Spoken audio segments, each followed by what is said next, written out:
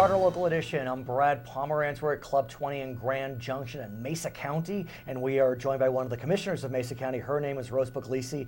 We thank you so much for joining us. What a beautiful county you have. That tabletop mountain. Thank you. It doesn't quit. I want to talk about the economy if we can. Okay. You know, the Colorado economy is doing pretty well. If you look at it and compare it to other states, I mean, great unemployment rate, but there are issues. What's your sense, especially as it relates to Mesa County? Sure. You know, the Colorado as a whole, as you've said, is doing very well, but the western slope is really not recovered from the recession. And traditionally, the western slope has had its issues, if I can has. say that. Right.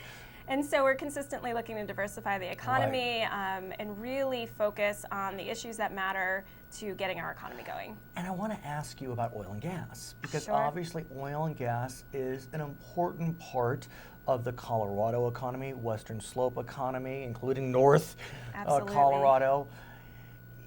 So there's some challenges. We know oil and gas is controversial. People are trying to Sure. pull back. And so how is the kind of pullback with oil and gas impacting your region? Well, we've had over 10,000 people leave Mesa County in the last few years because of the oil and gas. Really? Yes. Where are they going?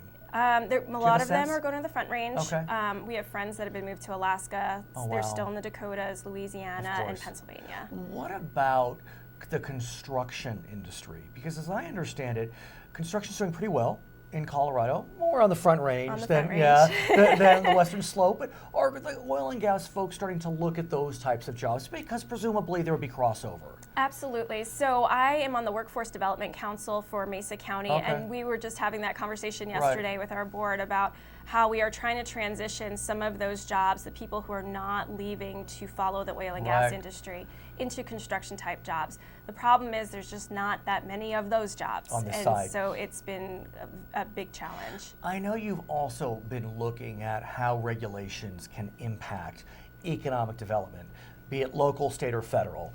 And as it relates to the Western Slope in Mesa County, you have some concerns about federal regulation and its impact on economic development. Talk us through it. Sure. So Mesa County is 76% public lands, majority of that being BLM and Forest Service lands. And so basically our economy is dependent on the federal government giving permission to not just oil and gas, but agricultural, grazing rights, hunters. So we have a big tourist part of our economy. Yes, you do. And so being able to utilize those public lands is really important.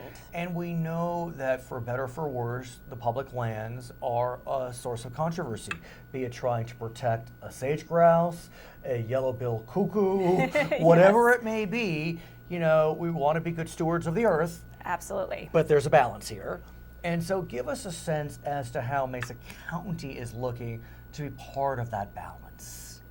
So with the Bureau of Land Management specifically, we've been working very closely with them on road access issues. They're looking to close hundreds of roads here in Mesa County, which will affect our tourist economy. Why? We have a lot of people, kind of like Moab, who come in to ride our trails, and all of our trails are on federal lands. But why do they want to close it, as you understand it? Sure.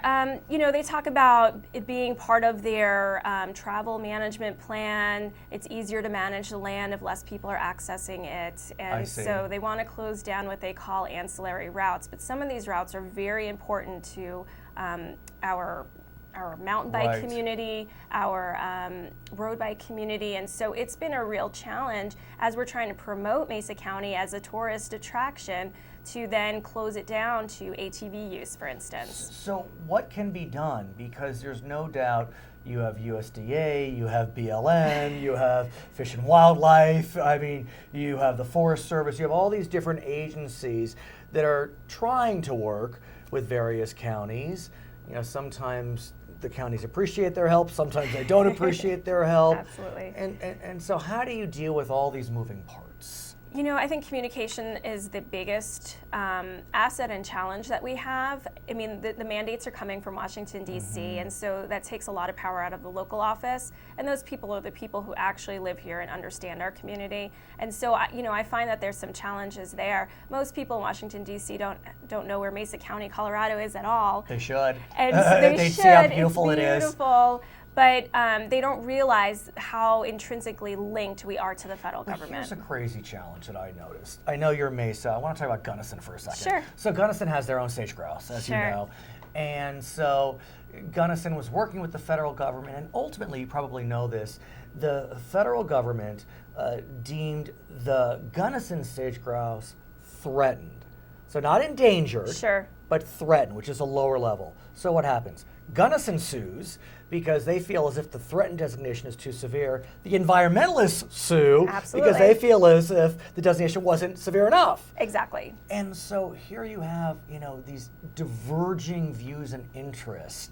How do you, as a commissioner, one of 3 in this beautiful county, try to build the bridges so you don't have dueling lawsuits and all these agencies coming in and out? And it is a challenge because right now on the BLM road closures, we are going to be filing an appeal. There may be some legal issues that come from that appeal, and I'm sure there's some environmentalists in our community who think it's fine for them to close roads. So you do have a lot of divergent interests. At the same time, there's the Kolowayo mine. And I think there are still moving parts on this, but it does appear that that's a case where the feds and the locals got together and made it work. Am I right? Is that your perception? I mean, the mine's staying open, at least as we speak today. And so there can be cooperation. Absolutely. Tell me what you think. Sure. No, absolutely. Even with our BLM road closures, we did sit down with BLM and have had the ability to keep a lot of the roads open, which is great.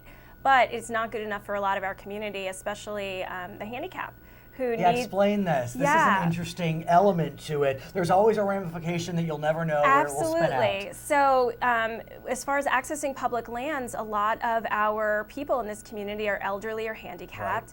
And so if we take away some of their access to public lands and they're not able to ride ATVs, for instance, on those public lands, then basically, I think it's a violation of the Americans with Disabilities Act. And so, what do you do with that, Madam Attorney? You're an attorney. Are you still an attorney? I am. Okay, I'm not practicing, but still there.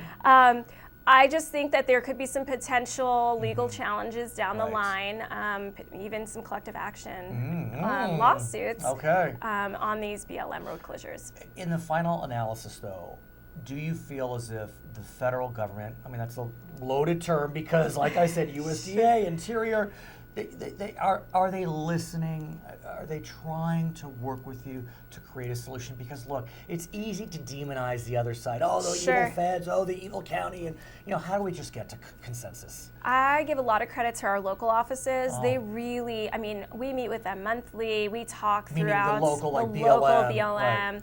I've got a great relationship. Exactly, they live here now. And so this is their community too. But like I said, I think a lot of these mandates are coming from Washington, D.C., and they don't realize the impact that it has on the people of Mesa County. Can Congressman Tipton, for example, be of assistance? He's a local congressman, Absolutely. I believe. Or is it tough because he's a Republican, the administration is Democratic? I guess that's more of a question for Congressman Tipton. I know that we have been working through some of our BLM challenges through his office, along with Senators Bennett and Gardner. Right, and they're Democrat-Republican. Exactly. And so in the end, you would hope that all of Colorado would come together to support. And it does seem as if even Governor Hickenlooper, on sage grouse, for example, is looking to create solutions. So in the final analysis, I think that Mesa County is lucky to have you.